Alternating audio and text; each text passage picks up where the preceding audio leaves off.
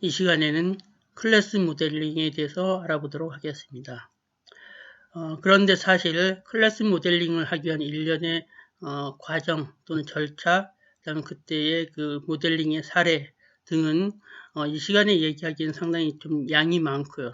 그리고 여러분들이 사실 소프트웨어 공학 시간에 그 자세한 부분을 배웠기 때문에 이 시간에는 클래스 모델링 과정에서 작성하게 되는 클래스 다이그램을 중심으로 그 클래스 다이그램의 구성 요소를 작성을 할 때 여러분들이 고려해야 할 측면들을 주로 여러분들한테 익숙한 자바 언어를 사용해서 각각의 클래스 다이그램의 구성 요소들과 그 자바 언어와의 그 매핑을 통해서 설명을 해서 여러분들이 실제로 구성 요소가 실제로 프로그래밍 언어로 표현된다고 하면 어떤 식으로 표현되는지 이해하도록 하는데 초점을 두고 설명하도록 하겠습니다.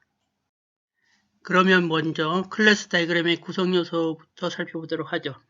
클래스 다이그램은 크게 이제 클래스로 먼저 이제 구성되겠죠. 실제로 여러분들이 오브젝트 오리엔티드 프로그래밍을 통해서 뭐 그것이 자바가 됐든 또는 C++가 됐든 객체지향 프로그래밍 언어를 사용해서 소프트웨어를 개발할 때 또는 오브젝트 오리엔티드 어널리시스, 오브젝트 오리엔티드 디자인을 통해서 객체지향 방법으로 어떤 시스템 분석하고 설계할 때 항상 그것은 뭐예요?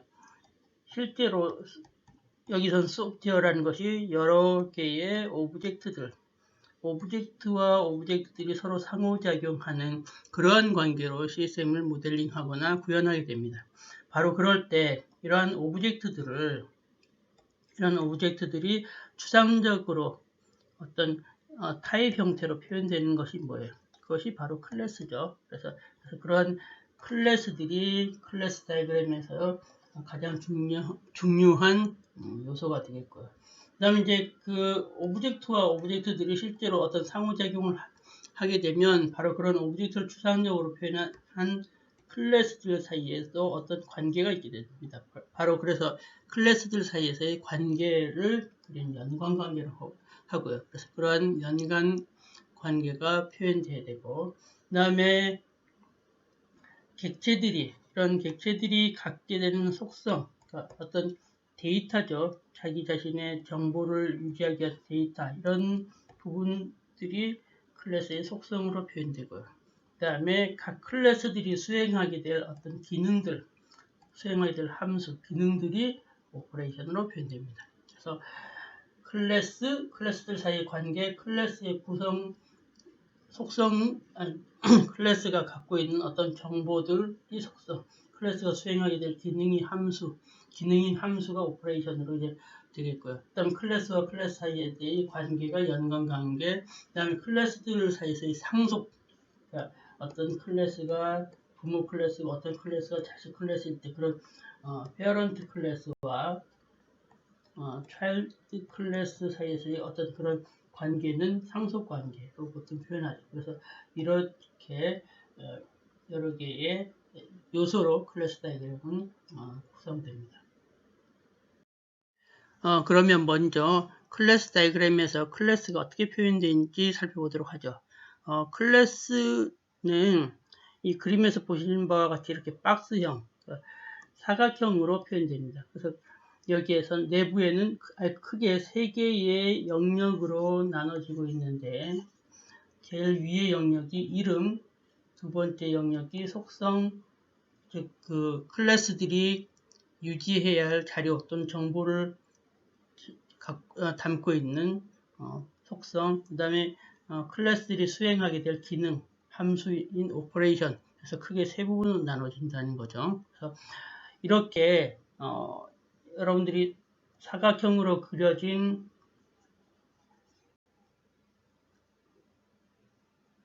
이 클래스들이 실제로 여러분들이 1학년 때부터 배웠던 자바 코딩과 이제 매핑 시켜본다고 하면 자바 이것은 이제 클래스에 대한 자바 코드입니다. 그래서 여기 보면 이것이 클래스임을 나타내기 위해서 클래스라고 하는 키워드가 쓰였죠. 그 다음에 다이얼로라고 해서 클래스 이름이 있습니다. 그래서 이렇게 서로 클래스 이름과 클래스 코드의 클래스 이름과 매핑이 되겠고요. 그 다음 여기가 뭐예요?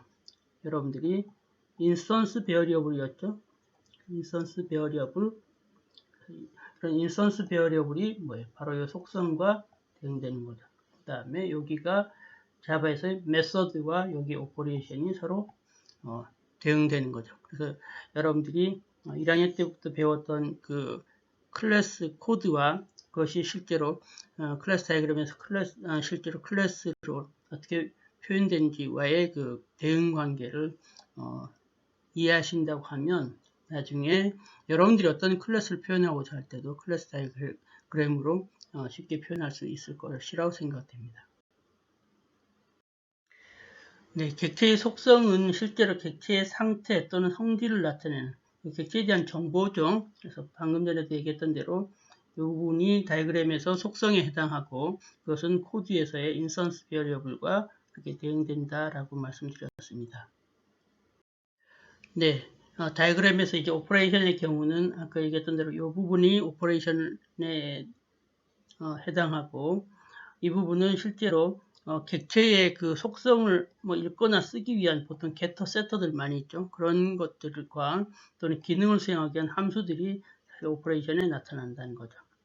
그래서 이런 오퍼레이션은 여기 메서드에 대응된다라고 했고요. 여기 메서드에 보면 퍼블릭이다 또는 프로텍티드다 하고 그 다음에 여기가 반환값의 타입, 그 다음에 메서드의 이름, 그 다음에 여기가 파라메타 이렇게 나타나는데 이런 것들이 실제로 다이그램에서 나타나는 위치가 좀 달라요. 그래서 보통 똑같이 다이그램에서도 오퍼레이션 시그너처를 표현하게 되는데 시그너처가 여기 보면 오퍼레이션 이름, 그 다음에 여기에 파라미터 이름, 파라미터 타입, 그 다음에 리턴 타입 이런 형태로 순서가 좀 다르다는 거죠. 그래서 우리가 여기 메서드와 얘를 한번 대응시켜 보면 메서드의 경우는 프로텍티드 어떤 퍼블릭과 같이 접근 제어 지시자가 있고 그 다음에 반환값의 타입, 그 다음에 메서드 이름, 그 다음에 파라메타가 있는데 여기서는 오퍼레이션 이름이 먼저 나타난다는 거죠.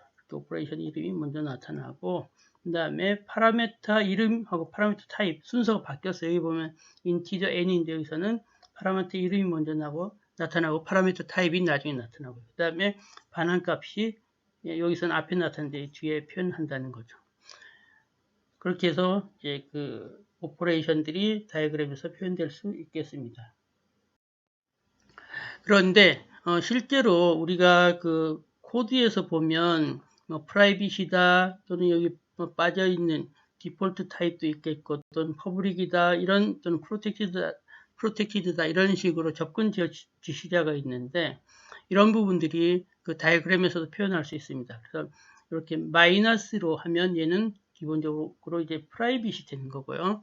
그 다음에 플러스는 퍼블릭, 그 다음에 샵 표시 또는 파운드라고 부르는데 이런 파운드 표시, 샵 표시는 프로텍티드에 해당한다라고 말씀드릴 수 있겠습니다. 네, 다음으로는 클래스들 사이에서의 그 연관 관계인 어소시에이션에 대해서 살펴보도록 하죠. 어소시에이션이라고 하는 것은 기본적으로 클래스들 사이에 뭔가 의미 있는 어떤 관계가 존재할 때 그 관계를 명시적으로 표현하는 것이 그 어소시에이션, 연관 관계라는 거죠. 여러분들이 이제 자바 코드를 먼저 한번 이해해 볼까요? 자바 코드를 보면 여러분들 이런 경우 많이 쓰죠. 어떤 특정 클래스에서 다른 클래스의 인스턴스를 사용하고자 할 때. 그래서 예를 들어서 여기서 폰이라는 클래스에서 폰에 있는 그러니까 전화기의 전화 버튼 클래스라고 생각하면 되겠죠. 그래서 폰이라는 클래스에서 어떤 버튼 클래스의 객체를 사용하려고 하면 폰이라는 클래스 내에 다시 버튼 클래스 타입의 인스턴스를 이렇게 선언해서 많이 쓰죠. 바로 그럴 때 이렇게 폰이라는 클래스랑 버튼이라는 클래스가 뭔가 관계가 있다라고 해서 이렇게 관계를 표현한다는 거죠. 바로 그렇게 그러니까 즉 폰이라는 클래스하고 버튼이라는 클래스가 전혀 관계가 없으면 폰과 버튼이 관계가 없으면 이렇게 표현할 필요가 없는 거예요. 근데 여기 보면 폰 안에서 버튼이라는 객체를 인스턴스를 사용하려고 하니까 여기에서 버튼이라는 클래스 타입의 인스턴스를 만들어요. 그렇게 하니까 폰과 버튼이라는 클래스가 관련이 있다라고 해서 그렇게 연관관계를 표현한다는 거죠. 마찬가지 여기서도 보면 폰북과 폰 넘버 간에도 이제 관계가 있으니까 이렇게 연관관계로 표현했습니다.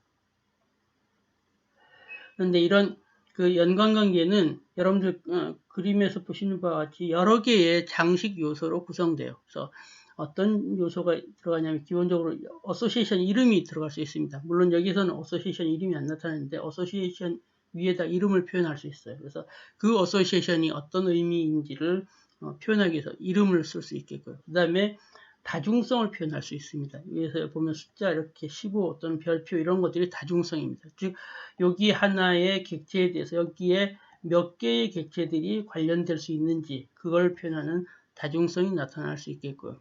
그 다음에 롤 네임, 즉 여기에 있는 객체들이 수행하게 될 역할, 그래서 수행하게 될 역할을 표현하는 롤 네임. 여기서 보면 롤 네임이 있어요. each 버튼 이것이 롤 네임이죠. 또는 뭐 each 폰 넘버 이런 것들이 롤 네임이 되겠습니다. 그러니까 역할 이름이라는 거죠.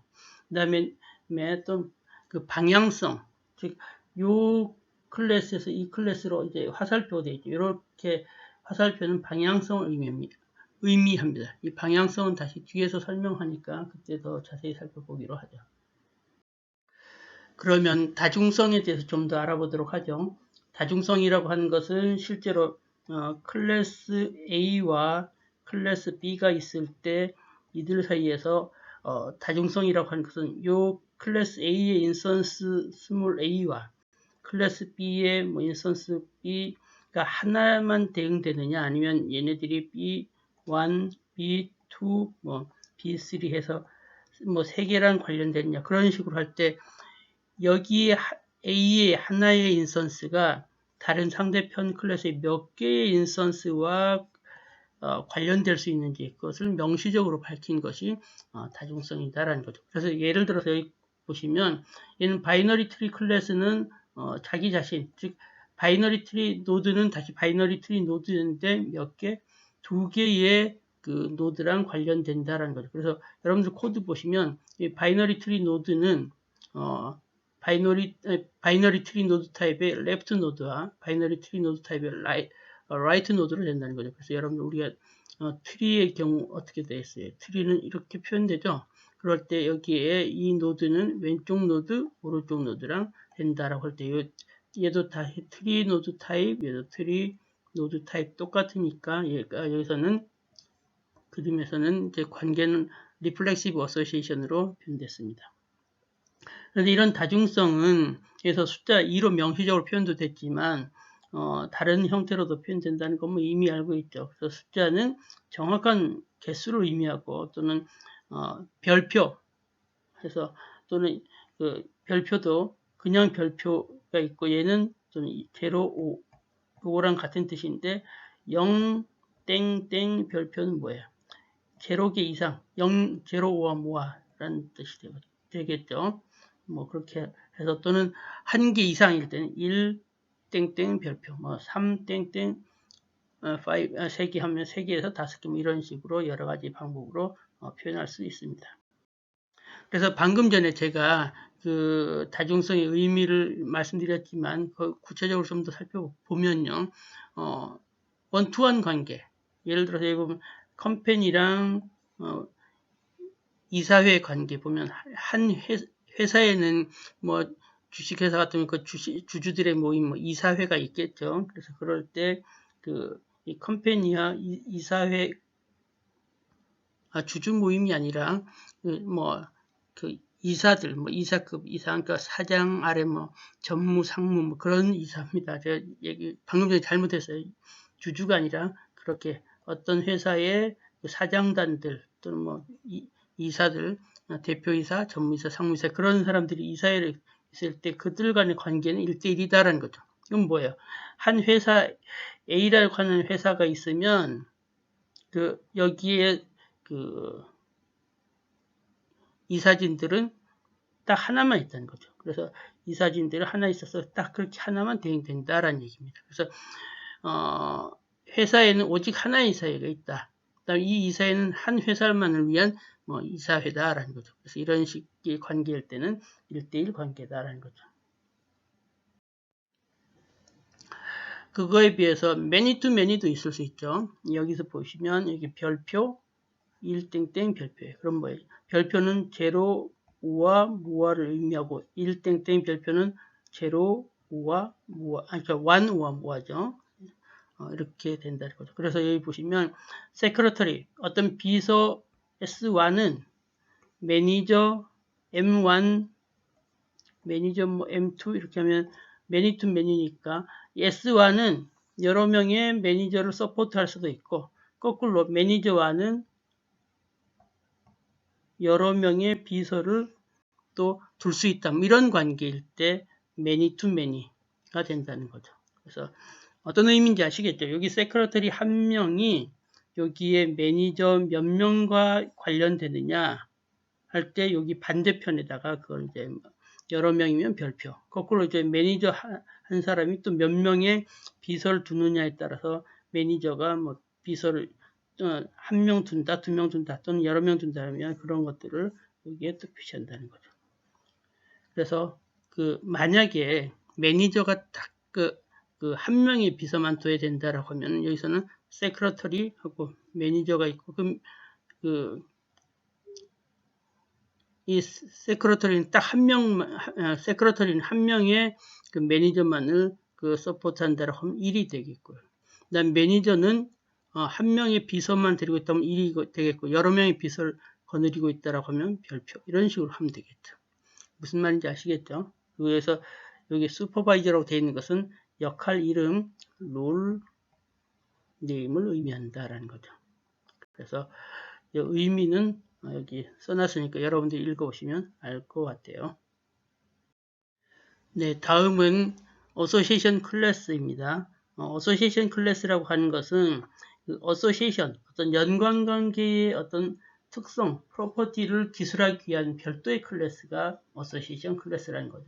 그래서 이건 무슨 말이냐면 보통 두 개의 클래스가 관련될 때 우리가 어소시에이션 관계를 표현했죠. 근데 이럴 때 컴퍼니도 아니고 person도 아니고 바로 이 어소시에이션에 뭔가 나타난 특성들을 표현하고자 할 때 우리는 이렇게 점점점점 한다면 사각형에서 이 어소시에이션들에 대한 특성을 기술하기 위한 클래스를 두를 수 있는데 바로 이 클래스가 어소시에이션 클래스다라는 얘기입니다. 그래서 두 개의 관련 클래스에 관한 속성을 어느 한쪽에 위치시킬 수 없을 경우에 바로 링크라고 하는 건 사실은 이 컴퍼니 객체 person 객체라고 하면 객체와 객체 사이에서의 관계를 우리가 링크라고 불러요. 그래서 그런 링크에 어떤 뭔가 추가적인 정보를 두고자 할 때, 그럴 때 어소시에이션 클래스로 표현할 수 있다라는 얘기죠. 근데 이런 어소시에이션 클래스는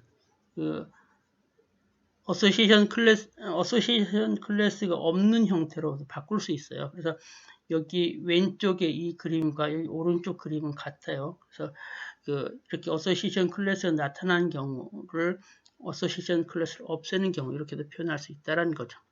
그래서 다시 한번 여기 보시면 이 어소시에이션 클래스가 어떤 때 의미를 갖냐면 여기 보면 어소시에이션이 매니 투 매니예요. 그러니까 뭐냐면 컴퍼니 어떤 C1이라는 회사에 person이 여러 명이 이제 근무해요. 그래서 P1, P2가 근무하면 person에는 여러 명이 그러니까 컴퍼니는 여러 명의 person을 둘 수 있죠. 그러면 이 각각 P1, P2는 이 회사의 어떤 사원이니까 사원 번호를 부여받고 뭐 그럴 거예요. 근데 거꾸로 이 한 회사는 여러 명의 person을 거느리고 있을 수 있지만 거꾸로 이제 person은 many 컴퍼니에 관련될 수 있어요. 그래서 어떤 P1이라는 사람은 낮에는 C1 회사를 다니고 밤에는 C2 회사를 다녀요. 이런 경우였대요. 그러면 이 P1이라는 사람이 낮에는 C1, 밤에는 C2라는 회사를 다니면 이때는 C1이라는 회사에서는 과장이고 C2라는 회사에서는 뭐 부장이다라고 하면은 그것은 이 P1의 속성에, 그러니까 P1이라고 하는 person이라고 하는 클래스의 속성, 그래서 이 사람의 포지션이라는 걸로 이렇게 속성을 두고 뭐 과장하고 한다거나 또는 부장 이렇게 값을 쓸 수가 없어요. 왜냐하면 C1일 때는 과장이었다. C2일 때는 부장이 되니까 여기에 둘 수가 없다는 거죠. 바로 요거는 이 person에 관련된 건 하지만 이 person이 어떤 회사랑 관련됐냐에 따라서 나타나는 특성이기 때문에 이 부분을 여기다 두지 않고 이런 애들이 어디에 이런 그 어소시에이션 클래스에 나타난다라는 얘기죠. 그래서 여기 포지션, 위치도 다를 뿐만 아니라 이 C1에서 받는 급여와 C2에서 받는 급여가 다르다. 그럴 때는 이제 플러스에서 여기 아까 속성으로 셀러리를 줄 수 있느냐? 안 된다는 거죠. 이 셀러리도 여기에 준다는 거죠. 그래서 바로 그럴 때 어떤 그 두 클래스들 사이에 어느 한쪽에도 위치시킬 수 없는 어떤 속성이 있을 때 그런 속성들이 그 별도의 어소시에이션 클래스에 담긴다라는 얘기입니다. 예, 어소시에이션 중에서는 자기 자신과 관련되는 관계를 표현하는 어소시에이션이 있습니다. 그럴 때 우리가 그걸 리플렉시브 어소시에이션이라고 불러요.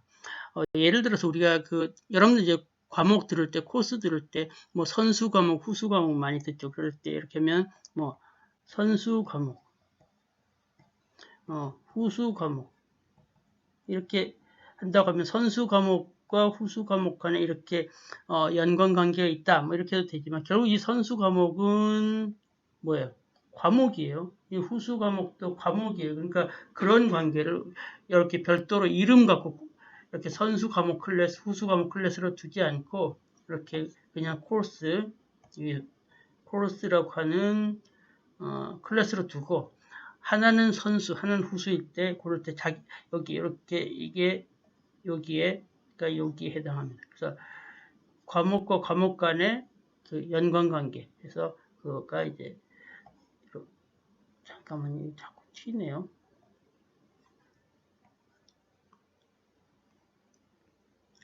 그래서 이렇게 해서 과목과 과목 간의 관계로 표현할 수 있다는 거죠. 그런데 중요한 것은 이렇게 리플렉시브 어소시에이션에서는 반드시 이런 롤네임을 써줘야 됩니다. 그렇지 않으면 의미를 잘 모를 수 있으니까요. 그래서 코스와 관련되는데 하나는 프리리퀴짓 선수 과목이고 하나는 후수 과목이다라고 해서 표현할 수 있겠고요. 뭐 필요하면 이렇게 다중성을 반영하면 되겠습니다.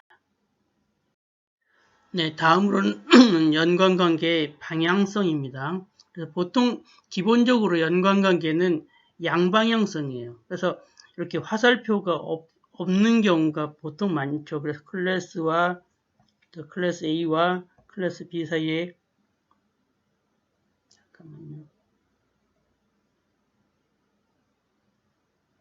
클래스 B 사이에 이렇게 연관관계 할 때 아무 화살표가 없으면 이건 다 양방향입니다. 즉 A에서도 B를 참조할 수 있고 거꾸로 B에서도 A를 참조할 수 있다. 이런 의미가 되는데 이런 참조관계를 반드시 한 방향으로만 우리가 한정하고자 할 때는 이렇게 화살표를 둬서 그 방향성을 제한을 할 수 있다는 얘기죠.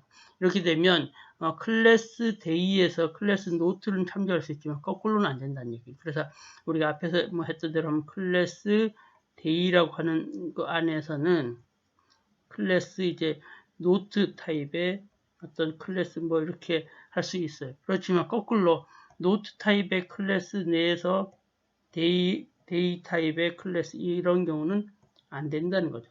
그런 부분을 제한을 명시적으로 하고자 할 때는 방향성을 표현할 수 있다는 얘기입니다.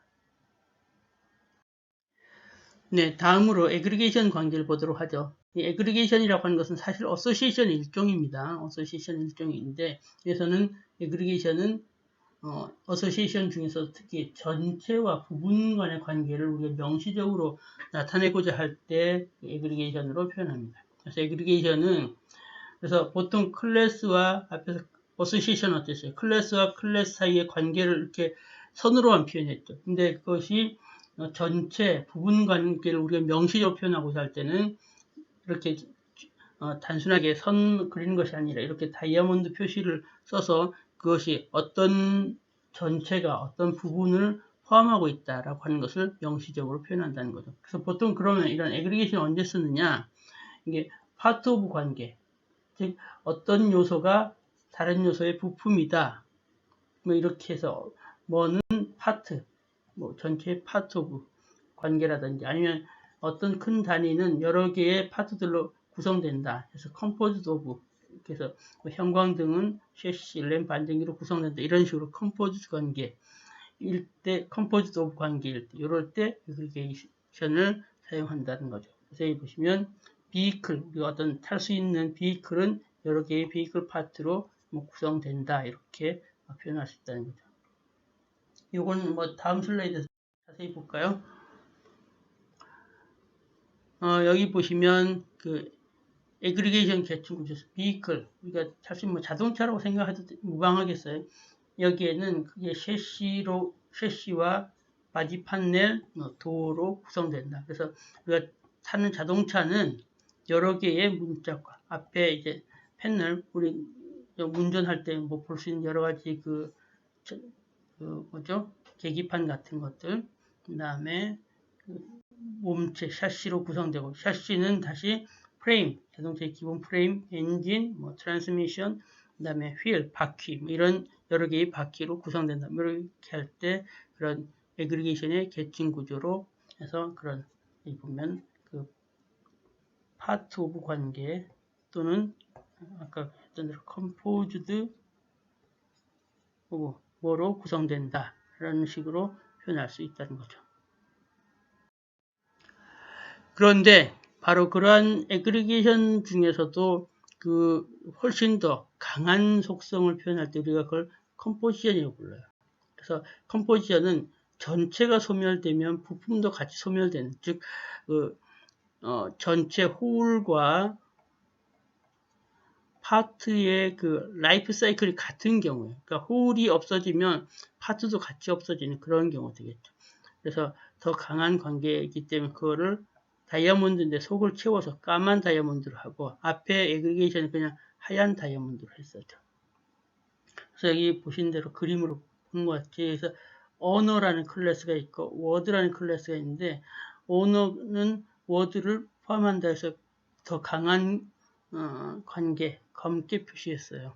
그래서 여기서 내포된 의미는 여기 워드의 한 인스턴스는 언어 딱 하나의 언어에만 포함된다. 즉 두 개의 언어가 워드를 포함하지 못한다라는 얘기입니다. 그래서 딱 하나에만 포함된다. 그래서 에 있어서 바로 그 언어는 그 워드의 수명 전체 책임을 진다. 아까 얘기했던 대로 이 홀이 없어지면 파트도 같이 없어진다는 얘기죠. 그래서 언어가 소멸될 때는 동시에 워드도 소멸된다는 거죠.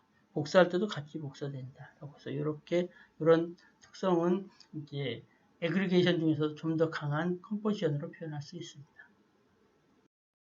예, 인너 클래스의 경우는 클래스 다이그램에서 이런 동그라미 안에 십자 표시를 하는 이런 표기법을 써서 나타냅니다. 인너 클래스라고 하는 건 뭐예요? 클래스 안에 또 다른 클래스가 정의되는 그런 경우가 인너 클래스인 경우죠. 그래서 예, 우리 내부 클래스라고 얘기하는 바로 그런 경우를 나타냅니다. 그래서 우리가 앞의 경우처럼 클래스 A 안에서 클래스 B 타입의 변수 인스턴스 B를 선언하고 이렇게 다룰 때 new B 이런 경우가 아니라 B라고 하는 클래스가 다시 정의되는 그런 경우죠. 그런 경우 인너 클래스일 때 그림으로는 이렇게 표현한다라는 겁니다. 예, 계속해서 상속관계는 어떻게 표현되는지 볼까요? 상속관계라는 것은 크게 우리가 뭐 제너럴라이제이션, 스페셜라이제이션 뭐 그렇게 부르죠. 제너럴라이제이션이라고 하는 것은 두 개 이상의 클래스에서 공통적인 요소를 슈퍼 클래스로 이제 표현하는 그런 형태가 되는 거죠. 그래서 슈퍼 클래스로 두고 슈퍼 클래스로부터 차일드 클래스에 상속받는 그런 형태가 되겠고요. 뭐 상세화라고 하는 것은 이제 슈퍼 클래스를 미리 정의하고 그것을 상속받는 차일드 클래스를 구체화하는 뭐 그런 형태가 되겠죠. 사실 같은 얘기입니다. 그래서 그것이 상속인데 이런 상속을 다이어그램으로는 이렇게 표현합니다. 이렇게 삼각형 튀네요. 이렇게 삼각형으로 표시된다는 거죠. 그래서 인플로이 클래스가 슈퍼 클래스 또는 페어런트 클래스고 셀러리드 인플로이 클래스가 차일드 클래스 또는 서브 클래스가 된다는 거죠. 그래서 뭐 이 코드로 보면 이건 뭐 자바 코드에서 많이 봤었죠. 퍼블릭 클래스 인플로이가 있고 그다음에 셀러리드 인플로이 클래스는 인플로이를 확장한다라고 할 때 그런 상속 관계는 이렇게 표현되고요.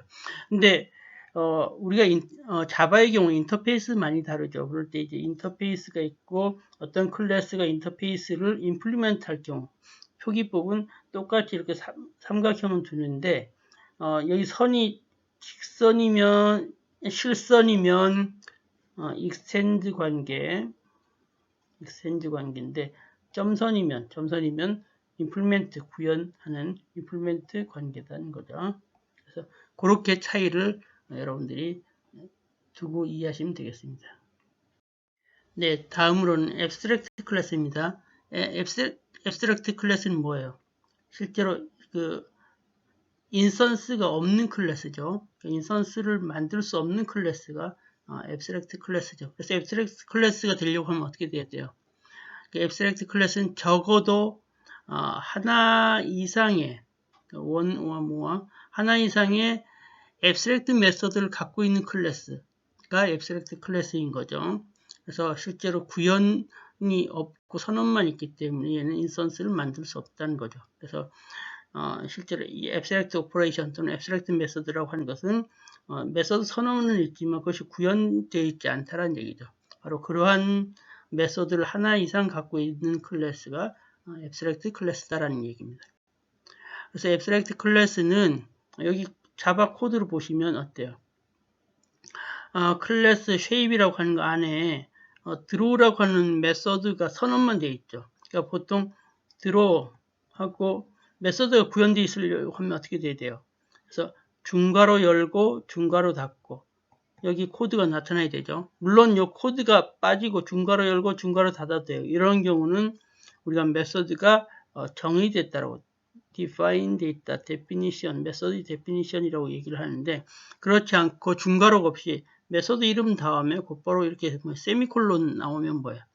구현된 부분이 없는 거죠. 이럴 때 메서드 선언만 있다고 하는데 이런 경우가 요 메서드, 드로우 메서드는 결국 추상 메서드라는 거죠. 그래서 추상 메서드를 하나 이상 갖고 있으면 그것이 추상 클래스, 앱스트랙트 클래스다라는 겁니다. 그래서 얘를 UML 다이그램으로 클래스 다이그램에 그릴 때는 이 두 가지 방법을 쓸 수 있어요. 첫 번째 방법은 클래스 이름을 이렇게 이탈릭체로 표현하고 그 다음에 앱스트랙트 메서드도 이렇게 이탈릭체로 표현할 수도 있겠고요.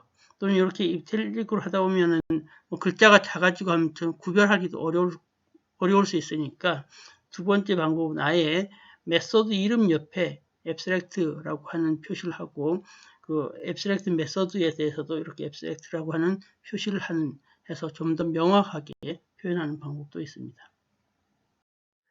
네, 인터페이스의 경우에는 이런 형태로 이제 표현할 수 있겠습니다. 앞에서도 한번 얘기했지만 기본적으로 상속은 이렇게 삼각형으로 표현된다고 했고 그것이 클래스가 아니라 인터페이스일 경우에는 인터페이스에 똑같이 삼각형으로 하고 상속일 때는 실선인데 인터페이스를 임플리먼트 할 때는 점선으로 이렇게 표현한다고 했었죠.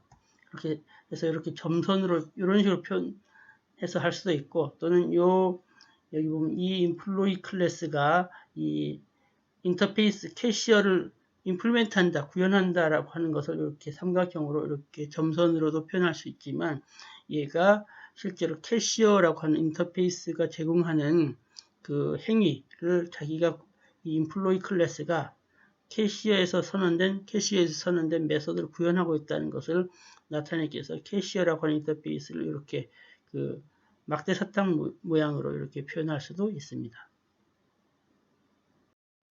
네, 지금까지 그 클래스 다이그램을 그릴 때 나타날 수 있는 여러 가지 요소들을 쭉 살펴봤어요. 지금은 이제 스테레오 타입에 대해서 잠깐 설명해 보도록 하죠. 실제로 이제 UML 다이그램을 그리다 보면 여러 유형의 그 설계 요소들이 많이 나타납니다. 그래서 뭐 클래스뿐만 아니라 나중에 뒤에 가면 뭐 시퀀스 다이그램 그릴 때 또는 액티비티 다이그램을 그릴 때 스테이트 차트 다이그램을 그릴 때 등 같이 다양한 다이그램들을 그려야 되고 그럴 때마다 이제 설계 요소들이 나타나고 또는 그 다이그램 요소들이 나타나는데 그럴 때마다 필요할 때마다 계속 만들다 보면 그 다이그램 요소들이 너무 많아질 수가 있죠. 그래서 그런 부분들을 덜 만들고 기존에 있는 요소를 가지고 좀 활용하자라고 하는 차원에서 사용하는 방법이 이제 스테레오 타입을 써서 하는 방법이 있습니다. 그래서 여기 보시면 여기 사각형이고 매스라고 되어 있으니까 얘는 기본적으로 이제 클래스를 표시하는 거죠. 근데 보통 우리가 클래스 하면 어때요? 어떤 클래스가 있으면 그 클래스 인스턴스를 실제로 만들어서 그 인스턴스들을 이제 활용을 하는 거죠. 근데 그렇지 않고 그냥 클래스 자체로 인스턴스 없이 쓸 때, 뭐 보통 이제 스태틱 클래스 같은 경우, 뭐 그런 경우에 쓸 수 있겠죠. 여기 보면 바로 매스라고 하는 게 매스 그 매스메티컬 라이브러리 같은 경우 뭐 사인 함수, 코사인 함수를 다 구현하는 이런 경우는 굳이 얘네들을 클래스 인스턴스를 다시 만들어서 인스턴스에서 그 기존 그 메서드를 뭐 다시 변형하거나 그럴 필요 없는 거죠. 그러니까 얘는 이미 만들어진 거 그대로 쓰면 돼요. 바로 그래서 그런 유틸리티 목적일 때 기존 클래스 다이그램 그 표시를 그대로 두고 얘는 그냥 아무것도 없으면 사람들이 여기서 인스턴스를 생성할 수 있겠구나 뭐 그럴 수 있으니까 그런 필요 없으라고 이제 유틸이라고 하는 이런 유틸리티다 유틸리티로 표시되어 있네요. 유틸리티다라고 하는 건 명시적으로 이렇게 해서 둘 수 있다는 거죠. 지금은 뭐 여기 보면 이 클래스는 유틸리티 클래스다라고 해서 명시적으로 이렇게 했는데 앞에서 볼 때도 어땠어요? 클래스 이름 쓰는 그냥 클래스 이름만 둘 수도 있고 또는 클래스가 아니라 이것이 인터페이스일 때는 여기에 인터페이스 하면서 이렇게 해서 인터페이스 이름 나타냈었죠. 그럴 때는 뭐예요? 똑같은 클래스 표기법을 써서 하나는 클래스냐 하나는 인터페이스냐 그걸 구별할 때 바로 이렇게 이런 스테레오 타입을 써서 클래스일 때는 안 두는데 인터페이스일 때는 이렇게 스테레오 타입으로 인터페이스를 구별했었죠. 바로 이럴 때 스테레오 타입이라고 하는 것을 활용을 해서 계속해서 새로운 어떤 그 다이그램 요소를 엘리먼트를 만들지 않고 기존 거를 활용을 하도록 하는 그런 방법을 제공하고 있습니다.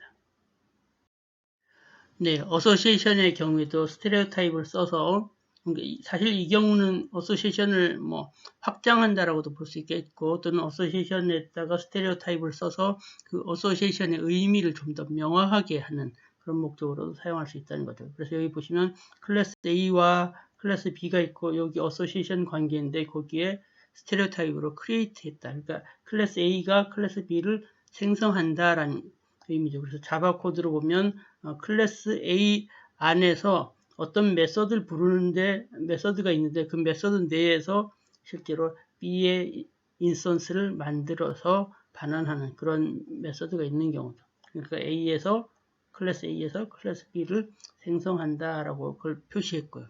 또는 뭐 클래스 A와 클래스 B 사이의 관계가 로컬이다. 이 경우는 어떤 의미냐면 클래스 A 내의 어떤 메서드에서 실제로 메서드 내에서 클래스 B의 인스턴스를 만들어서 여기 안에서만 메서드 내에서만 사용할 경우 그래서 그 클래스 A는 클래스 B의 인스턴스를 로컬로만 사용한다라는 것을 이렇게 표현할 수도 있겠고요.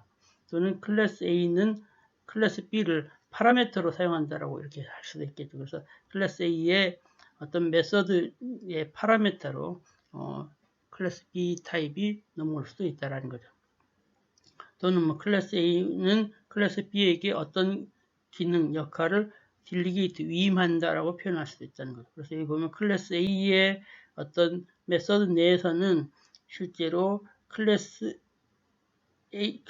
A에서 기능 F를 수행해야 되는데 이때는 F가 자기 자신의 기능을 수행해야 할 기능을 B의 F에게 넘긴다. 라고 할 때 이제 A에서 어떤 기능을 B에다 위임한다라고 할 때 그런 관계를 표현할 수 있다는 거죠. 그래서 여기서는 이렇게 기본적으로 스테레오 타입이라고 하는 것은 앞에서도 얘기했지만 어떤 그 다이그램 요소를 새롭게 계속 더 추가하는 것이 아니라 스테레오 타입을 써서 기존 거를 좀 더 개념적으로 확장한다라고 하는 확장 개념으로 썼는데 어소시에이션에서는 스테레오 타입이 뭐 확장 이러한 측면으로 뭐 봐도 좋겠고요. 또는 의미를 명확하게 하기 위한 목적으로 뭐 이렇게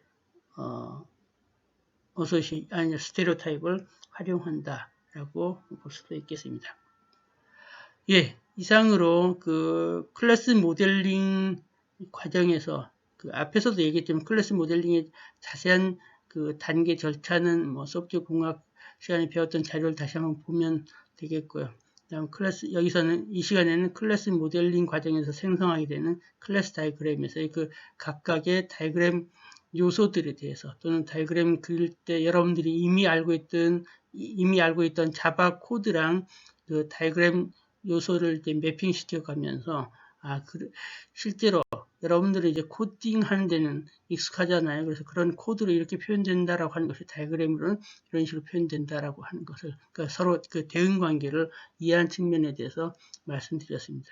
그런데 사실 정확하게는 여러분들이 자꾸 코드에 익숙해서 그 코드를 생각하고 뭐 다이그램을 생각하라고 했지만 정확하게는 설계를 먼저 코딩을 해야 되기 때문에 여차저차 지금까지 여러 가지 클래스 다이그램을 구성하는 그런 다이그램 요소를 가지고 클래스 다이그램을 그린 다음에 그런 다이그램을 통해서 꼭 거꾸로 이런 식으로 코드가 만들어지겠구나라고 생각하는 것이 사실 바람직한 거예요. 근데 여러분들이 하도 코드 익숙하다 보니까 제가 거꾸로 또 매핑 관계를 얘기했지만 원래는 모델링을 하고 모델의 그 다이어그램을 보고 코드를 생각해내도록 하는 것이 보통은 정상적인 그 모델링 과정이다라는 거죠.